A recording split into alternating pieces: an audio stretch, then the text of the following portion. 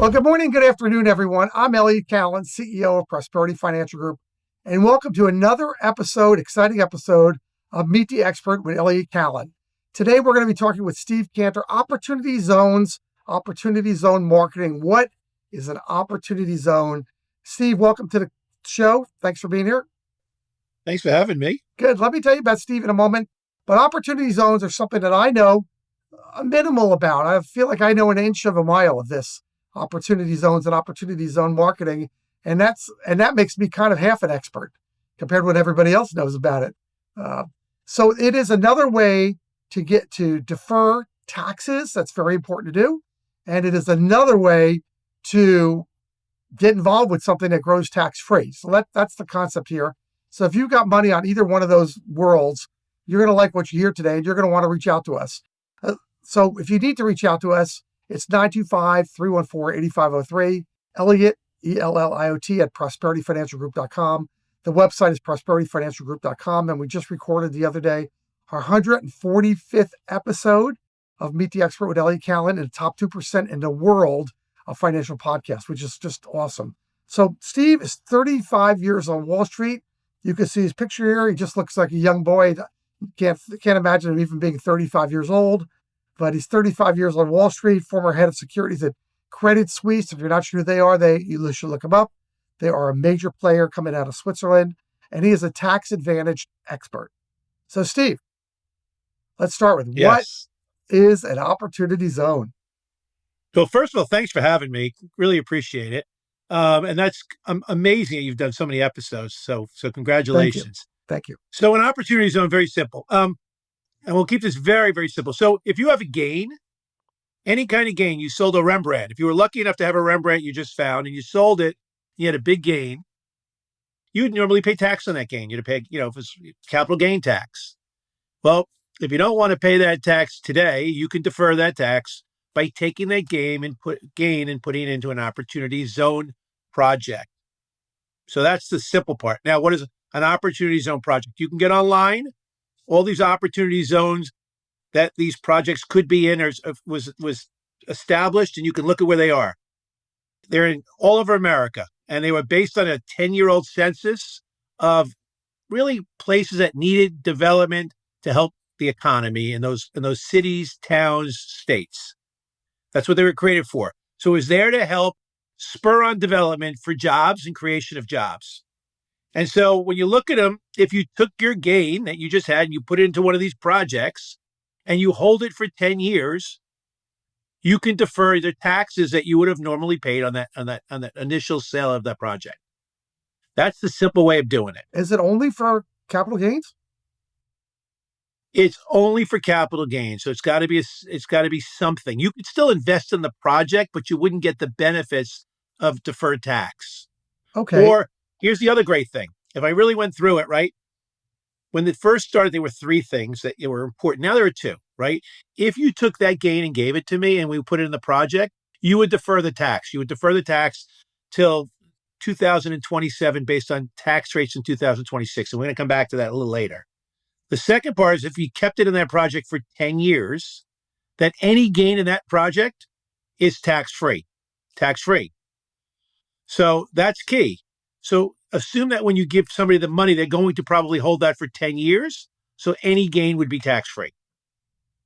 So I think of opportunity zones, Steve, since I'm here in Northern California, and I know you're in beautiful Orlando, and I don't even think Orlando needs an opportunity zone, but I think of downtown Oakland or the Tenderloin of San Francisco or the Bronx of New York or downtown Baltimore being the areas for where there are going to be opportunity zones. And I personally would never want to invest there. So am I wrong? No, you're not. You're not. But here's the crazy part. About 20 to 25% of those zones, you'd be going, how could that be an opportunity zone? Let's go through some. Charlotte, North Carolina, Williamsburg, New York. I can keep, there's so many places, Cincinnati, Ohio. You can keep going. There's places all over that are opportunity zones. And the reason they are is I said earlier, they were based on 10-year-old census. If you took some of these property, went to 10 years, you go, yeah, that would have been an opportunity zone 10 years ago. Isn't today.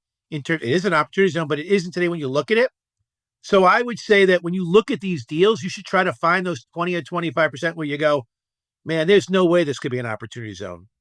So they're not investing in a pool; they're investing directly in the property. Well, not necessarily. It could be a pool. It could be, a lot of people have set these up as REITs and there's a pool of assets, right? And other people have set them up as a partnership where there's a one asset that you can invest in. There's many different ways to play this game if you want to play it. Um, I personally like partnerships. And the reason is that at the end of the day, if you own it as a partnership, you might get a K1. And if you do one asset, you only get one K1.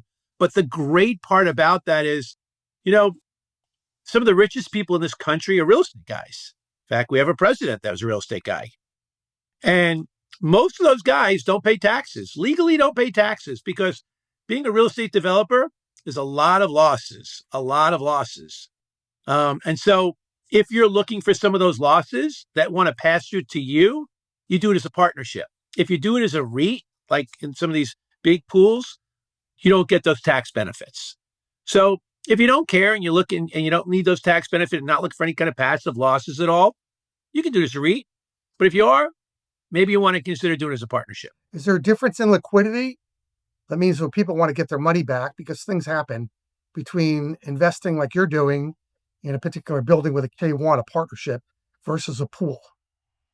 Well, even as a pool, most of them are non-traded. So at the end of the day, there isn't a lot more liquidity. I would tell anybody that gets in one of these deals, assume that you don't have liquidity for 10 years. And by the way, that's 10 years from whenever the fund closes. So just be aware of that. So it is an illiquid investment. However, I say that, but there's a lot of different ways of looking at this. And, I always say, I can't imagine somebody selling a business or selling something very big and saying, today I think I want to be a real estate developer. That's what I want to be, a real estate developer. And I really want to tie my money up for 10 years. And if you find those people, please give them my phone number. I'd love to talk to them, but most people don't. So when we look at these kind of deals, we say to people, what people really want is they really want to sell the asset, defer or not pay the tax, whatever the tax they're trying to get to deal with. And then they really want their money back as quickly as possible. So you might not pay that tax for 10 years, but if you do these right, you'll get most of your money back well before the 10 years are up through refinancings. That at the end of the day, when you get your money back in 10 years, or you get another turn of your money, or you get 50% more, whatever the profit is, that's tax-free, but you should have gotten most of your money back well before that. So I've got a client right here who's got $1 million as capital gains from being one of the original Fortune 1000 employees, and they don't know what to do with it. And they say, okay, I don't mind putting my money in there, but I need something more semi-liquid. You think this could work for them? Yeah, I wouldn't call it, I'd use my term differently. I wouldn't call it liquid, but I wouldn't say I've tied up my money for 10 years. Okay, semi-available. Semi-available, not available, but semi, that I'm going to get money back. I'm not sitting there waiting for 10. I can give you $1 million today and I won't see $1 back for 10 years. Okay. In California, right? we live in a world of 1031s. There are people who have been 1031s forever. And I don't know how that keeps, the real estate industry must be an incredible lobbying group, because I don't know how that gets washed over every time they redo the taxes. That's kept in place, but it is. And so you've got all these people that are buying 1031s, and I keep saying, look, you're buying something for your kids, not for you, because it's just going to get passed through and stepped up the market. What's the difference? So there's a couple, and you're right. Who's running that lobby, I need to make my best friend, because they're doing a great job. And every time they do a tax bill, they say it's going to go away, and it never goes away. Never goes away, right? So 1031s work for people that own real estate and sell real estate. But what if you don't? What if you sold a business? What if you sold a piece of art? What if you sold a fur coat? You had another kind of gain. 1031s don't work for those people.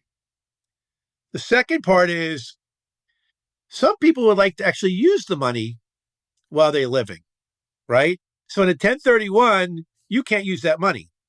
If you do an opportunity zone, you could take back your initial basis, and only invest the gain. So you actually have money to go spend. And oh, by the way, a lot of the opportunity zone deals will give you part of that to pay that tax in 27, if that's when the tax is due, is in the form of some kind of payment, so that you'll have paid your tax and now all that money's available to you. So, if you were my parent and you sold a real estate thing, I'd want you to put it into a DST so I had it all. But if you weren't my parent, I'd be like, hey, and if I was the parent, I'd say, you know something? I'm going to leave my kids a certain amount of money, but I think I want to go enjoy myself with the rest. You might want to look at an opportunity zone. So I want to repeat what you just said, Steve. And we're talking with Steve Kantor, who's been 35 years at global head at Credit Suisse. So we're talking about opportunity zones. We'll give you his information a little bit later. And you're on Meet the Expert with Elliot Kallen. That's www.prosperityfinancialgroup.com or Elliot at prosperityfinancialgroup.com. So again, you brought something up that's very interesting. Somebody owes taxes from coming up on April 15th next year for a gigantic capital gain. Maybe it's a stock option program. Maybe it's just they had massive gains. They can still do this opportunity zone and get the taxes paid? Well, hopefully, if you do a deal, always say to you, when are you planning on making a payment to us? And so the way we like to do deals is we like to always say when the taxes will be due, we're hopefully going to do a refinancing that we can give you a distribution. And that distribution will pay your tax. So 20 to 30% comes back in the first 2 or 3 years. So, because you know what happens? You forget that tax, right? So you put in an opportunity zone, 2 years go by and you've spent the money. You took your trips to Europe and Asia and you've had a great time. And then you're like, oh, I forgot I got to pay that tax on that gain 2 years or 3 years later. And now if you're smart, we try to do it so we have distributions kind of scheduled out to make sure that you can pay that. It doesn't always work that well. Don't rely on that. But that's the way people try to make those things happen. Okay, so I get it. What are the misconceptions here? Well, I want to put one thing out before we get there. This is really key, right? So if they ever pass a tax bill, I mean, I'll take your opinion on that. But if a tax bill ever gets passed in this country, if the Republicans and Democrats can agree on anything, the opportunity zone legislation there's to extend the legislation, because right now, like, there's a benefit, right? There's two benefits. I said the one benefit was you don't pay your tax till 27. Is that really a big benefit? Is that a real reason to go do one of these deals? Probably not. The big benefit's 10 years and no tax. But it has done a good job of spurring the economy in these places. So there's a bipartisan, believe it or not, bipartisan agreement that they should extend the opportunity zone rules and extension, which would mean that if you had a gain, instead of paying it on tax year 26 in 27, it could move to tax year 28 payable in 29 or tax year 29 payable in 30. Now, that's the big deal, right? If you can defer your tax for 4 or 5 years, that's much better than 12 months. So at the end of the day, keep your eye on that. Bipartisan, Republicans and Democrats actually agree. It's supposed to be part of the tax bill. If the tax bill gets passed, we're hoping that gets extended. And if that gets extended, you will see a lot of people, especially the people that even thought about DSTs, start to think, well, maybe given my age, whatever, I might just do this as an OZ. And DST stands for what? Delaware Statutory Trust. Why is that important? I don't have a clue why they call it that, but for real estate people, if you had a piece of real estate and you sold it, you can take it and put it into another piece of real estate called a 1031 exchange. This just gave you units instead of one property for one property. And you had the ability not to pay the tax on the gain by doing that. Only if you had a like exchange real estate to real estate. Okay, so on this one, eventually those taxes are going to have to get paid. You're not abating the taxes. You still owe them. No. You're just kind of deferring them. Yep. However, the asset you put it in, if that has a gain, there is no tax. And I always say to people, rate those two things. You went through it. Rate how important those two. So if you have to defer a tax, if you defer a tax a year to, probably not worth a lot on a scale of 1 to 10, 10 being the best. If you had to defer 5 years, probably a 4 or 5 or 6, but you're still paying the taxes you said. However, tell me, I'm going to ask you the question. If you had that, if you put it in and 10 years from now, you didn't have to pay a tax, is that a 0, 10, or what in between? What would you call that? Well, I mean, I would love to defer taxes. I don't care who. I'm like everybody else. Nobody likes writing that check. But not a tax on the gain. The gain I just gave you, you bought this piece of property in 10 years. Is that value of not paying a tax on that gain 0 or 10? Well, if I'm alive, it's a 10. Right. But what if there's no gain? That's a 0. Right. So the key thing is here, that's a 10 if there's a gain and a 0 if it's not. I will tell everybody what I say on tax deals. Make sure, make sure, if there's one thing you remember today, make sure that that when you do a deal, you don't do it for tax purposes alone. That deal has to work. Is that why you're doing a partnership, Steve? Versus I do. K1? I do. I like to do one. It's very simple. I like to pick my spots. I like to figure out the best markets. Remember, what do people say about real estate? Location, location, location. It's still a local game, right? You got to make sure you have a good team that's going to do this development, good team that knows how to manage it, a good team that's a fiduciary, all the same things. And then if that's a great deal and you get all those tax benefits, it's just a cherry on top of the sundae. We're talking with Steve Kantor, and we're talking about opportunity zone marketing. He's been 35 years on Wall Street. So give me the downside. If somebody says, hey, Elliot, give me the 2 or 3 downsides of why I should or should not do this. I'll give you the downsides. To me, there's 2 major ones. One, the deal's got to work. We just talked about that. Okay. And the other one we did talk about, it's illiquid. Do not go into this thinking about liquidity. Okay. What about it's illiquid? Well, and you don't believe in your heart that the U.S. Treasury is going to take these things off the market and make them taxable right now. I do not, but who knows what the U.S. Treasury ever does? I do not. And usually, even when there are tax changes, they don't go backwards, right? They go forwards. So I think if you bought one, the odds are against it. If the government start doing that with every tax legislation, you'd have a lot of problems. It just changes things going forwards usually. Okay. So it says the tax benefit you have will not be available anymore. So one more question there, and then we'll give you some information about you, Steve, if that's okay. Today, I have $1 million of capital gains. I'm a business owner. I'm selling my business. I got $5 million. It doesn't really matter. I got a big tax bill due right now. So would you put it in the opportunity zone, and would you put it in one building? Because that seems super dangerous at that moment to me. But if I don't need the money for a while, that sounds good. But if I do, fortunes have a loss pretty fast. Yeah. Look, you could ask that question with 1,000 things, and I answer the same way. Diversification is the key to everything. I don't believe you should ever put your money on one thing. I don't care how rich you are, right? The reality is some of the greatest deals I've ever done are the ones I expected the least at, and some of the worst deals I've ever done are the ones I expected the most out of. Always diversify. If you had $1 million in gains, and that's a big portion, first of all, if it's a big portion of your net worth, don't tie it up for 10 years. It's the first thing I tell you. But if it's money you can live without and you want to do it and you want to say defer tax and you want to hopefully get a gain the other way, I'd diversify it in multiple properties. I wouldn't do one. Okay. Well, you can see how this fits into people's portfolio. So, Steve, this has been great. Opportunity Zone. Most people know nothing about it. We spent about 20 minutes talking about it. Is there anything I've missed about it?